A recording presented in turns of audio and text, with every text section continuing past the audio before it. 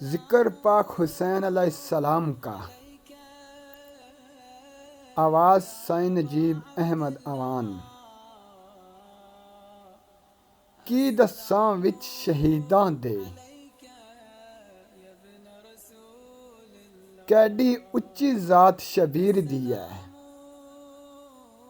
जिहदी शान बयान कुरआन करे। ओ शान ज़ैनब दे वीर दी है,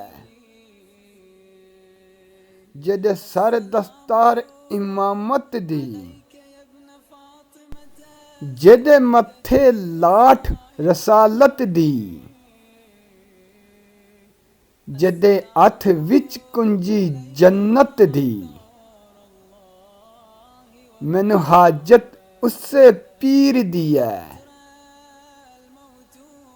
कहंदी ज़ैनब आ इक वार वीरा। जांदी वारी कर ला प्यार वीरा। मेरी सुन लै हाल कुकार वीरा। ए मेरी तलब आखर दी है,